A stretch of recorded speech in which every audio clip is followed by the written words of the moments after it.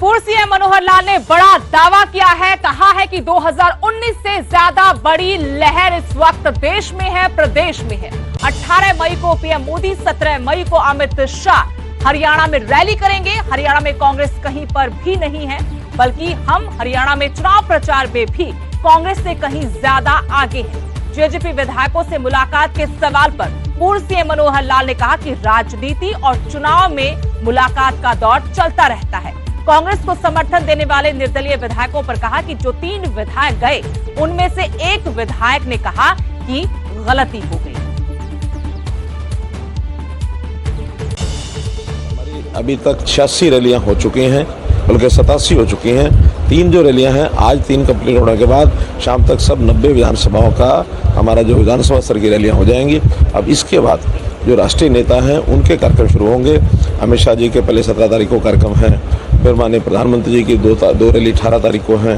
उसके बाद नड्डा जी हैं, हमारे राजनाथ सिंह जी हैं, प्रधानमंत्री जी की एक रैली बाद में फिर 21 तारीख को भी है। तो इस प्रकार से अलग अलग दिनों में अलग अलग रैलियां होंगी। कोशिश हमारी रहेगी 10 की 10 लोकसभा में एक बड़ी रैली कम से कम जरूर हो जाए। हरियाणा में एकदम बहुत बढ़िया हालत है, क्योंकि हम कांग्रेस से कहीं आगे हैं। कांग्रेस का अभियान तो अभी टेक ऑफ करना शुरू किया है। हमने तो 1.25 महीना बल्कि 1.5 महीना हो गया है। 1.5 महीने से अपने अभियान को बराबर इस लेवल पर लेकर के आए हैं कि रूट लेवल पर, बूथ लेवल पर भी हमारे कार्यकर्ता डोर टू डोर जाना उन्होंने एक राउंड पूरा कर लिया है। दूसरे राउंड के लिए अब शुरू हो जाएंगे। तो जो पार्टी इतने नीचे लेवल तक अपने जनता को, और खास करके जनता पार्टी की जो उपलब्धियां हैं, पार्टी की जो नीतियां हैं, वो जनता तक पहुंचाने में कामयाब हुई है। आने वाले 7 दिन के अंदर और इसको मजबूती से करेंगे। जेजेपी नेता दिग्विजय सिंह चौटाला ने देवेंद्र बबली पर बड़ा जुबानी वार किया है। उन्होंने देवेंद्र बबली को साजिशकर्ता कहा है, कहा कि पीठ में छुरा घोंपने वालों को जनता माफ नहीं करती। देवेंद्र सिंह बबली में मनोहर लाल खट्टर बोल रहे हैं।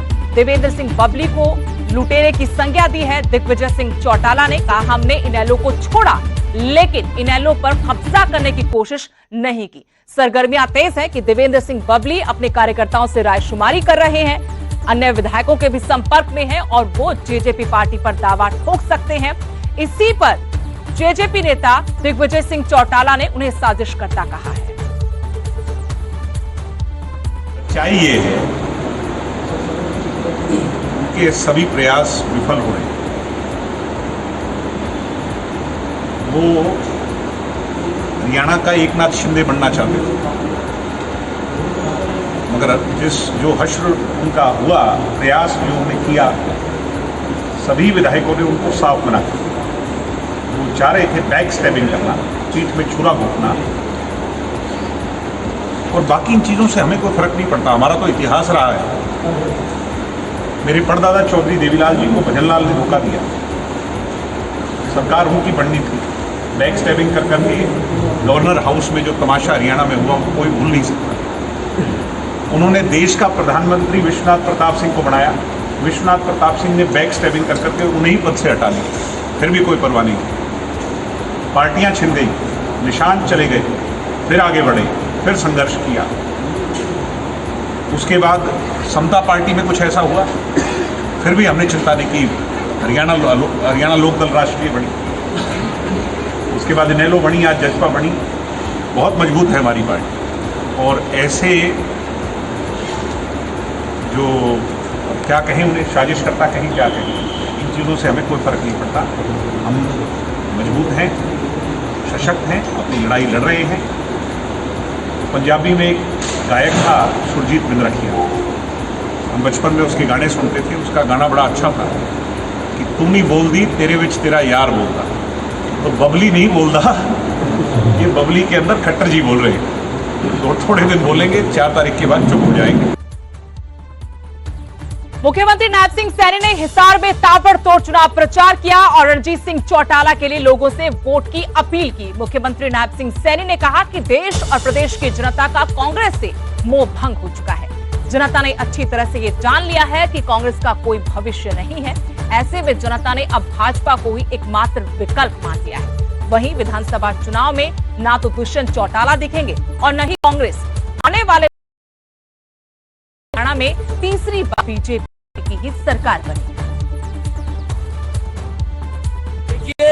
ये बड़े हमारे नेता हैं और इनके आने से तो मजबूत भारतीय जनता पार्टी भी हुई है और भारतीय जनता पार्टी यहाँ से 10 के 10 कमल के फूल खिला करके तीसरी बार नरेंद्र मोदी जी को इस देश का प्रधानमंत्री। आम चुनाव आ रहे हैं, उसको ये पूछना चाहिए कहते आम चुनाव कब आ रहे हैं। मैं उतनी ही प्लानिंग बना सकता हूँ और मैं ये बताना चाहता हूँ कि अगली भी प्लानिंग हम बनाने वाले हैं जल्दी ही, क्योंकि जब आम चुनाव विधानसभा के होंगे बहुत बड़े मार्जिन के साथ, कहीं दुष्यंत चौटाला नजर भी नहीं आएगा, कहीं नजर भी नहीं आएगा। बड़े मैंडेट के साथ ना कांग्रेस दिखाई देगी ना दुष्यंत दिखाई देगा, बिल्कुल जनता साफ करने वाली है। गुड़गांव लोकसभा सीट पर चुनावी जंग हर दिन रोचक होती जा रही है। जजपा प्रत्याशी राहुल फाजिलपुरिया लगातार जनता के बीच पहुंचकर शिक्षा, स्वास्थ्य और सड़कों के मुद्दों को उठाकर बीजेपी पर निशाना साध रहे हैं और अपना विजन भी लोगों के सामने रख रहे हैं। फाजिलपुरिया आज बादशाहपुर पहुंचे थे, जहां उन्होंने बीजेपी प्रत्याशी पर जुबानी हमला किया और कहा कि मेरी 20 दिन की राजनीति 20 सालों पर भारी पड़ेगी। साथ ही उन्होंने कहा कि लोग बदलाव चाहते हैं और उसके लिए उन्हें लोगों से जबरदस्त समर्थन मिल रहा है। आवाज उठा रहे हैं, मेरे साथ जुड़ रहे हैं। तो मेरे को तो 10-12 दिन राजनीति में आए, मैंने तो सोचा भी नहीं था कि मुझे इतना समर्थन मिलेगा। मैंने सोचा था कि ठीक है, बदलाव की लड़ाई है, आवाज उठाएंगे, देखते आगे क्या हो। लेकिन जब मैं बदलाव की लड़ाई के लिए निकला तो पहले दिन से मेरे गांव से मैंने शुरुआत करी थी। आज मैं 550 गांव कवर कर चुका हूं। हर गांव के अंदर युवा से लेके बड़े बुजुर्ग से लेके हमारी माताओं बहनों ने भी मेरी आवाज बुलंद करने का काम किया है, मेरा साथ देने का काम किया, आशीर्वाद देने का। जो स्टार कैंपेनर्स हैं बीजेपी के, वो गुरुग्राम में पहुंच रहे हैं। अमित शाह की रैली है 16 तारीख को। बीजेपी की ओर से अब कौन सी रैली आने वाले समय देखने को मिलेगी? मैं तो एक बात बताना चाहूंगा, जो पिछले 20 साल से घमंड में चूर नेता रहते थे, जो शाही महल में बैठ के फरमान जारी करते थे, गाँवों में नहीं जाते थे, लोगों से मिलते नहीं थे, आज उन्हें बड़े बड़े नेता बुलाने, बड़े लोगों को, दूसरे दिन सीएम साहब आते हैं, दूसरे दिन पूर्व सीएम साहब आते हैं, आज अमित शाह जी आ रहे हैं। क्या पता लगता है कि कितना दबाव बना दिया है पब्लिक ने विचार भी बना लिया है कि केवल बदलाव लाए। बीजेपी प्रत्याशी राव इंद्रजीत सिंह भी गुड़गांव लोकसभा में आने वाले हलकों में लगातार लोगों से संपर्क साध रहे हैं, चुनाव प्रचार कर रहे हैं। राव इंद्रजीत सिंह ने अच्छे जन समर्थन मिलने के साथ ही पिछली बार से 50% से भी ज्यादा वोट मिलने का दावा भी किया है। राव इंद्रजीत सिंह ने इस दौरान कांग्रेस प्रत्याशी राज बब्बर पर निशाना साधा। उन्होंने कहा कांग्रेस में दरारें हैं, जिसकी वजह से कांग्रेस एकजुट होकर वोट नहीं कर पा रही। कांग्रेस में भीतरघात। लेकिन इस बार मेरे को जन समर्थन अच्छा खासा फालतू मिल रहा है और मैं उम्मीद कर रहा हूँ कि पिछली बार जो मेरे को वोट मिले थे यहाँ से, वो शायद कम से कम 50% फालतू मिले। और प्रोफेसर योगेंद्र यादव भी आज न्यू के दौरे पर हैं। उन्होंने बातचीत में कहा है कि इस बार एनडीए 272 का जो आंकड़ा है वो पार नहीं करेगा। आप क्या कहेंगे? वो तो हमारे मुखालिफ हैं, तो मुखालिफ तो हमारे पक्ष की बात थोड़ी कहेंगे। हम तो ये कहेंगे कि हमारी सरकार बन रही है।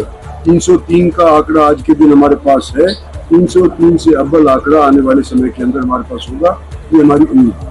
पूर्व सीएम भूपेंद्र सिंह हुड्डा ने कहा है कि इस बार राज बब्बर को 3 लाख वोटों से जिताते हैं। इसमें हम कैसे देखते हैं? भूपेंद्र भी हुड्डा साहब भी कांग्रेस के लिए वोट मांग रहे हैं, तो वो तो कांग्रेस के कैंडिडेट के लिए कहेंगे कि भी जिताओ। लेकिन राज बब्बर के लिए मुश्किल ये है कि अभी उनके कांग्रेस पार्टी के संगठन के अंदर दरारें हैं, वो अभी तक संयुक्त तौर के ऊपर वोट मांग ही नहीं पा रहे हैं।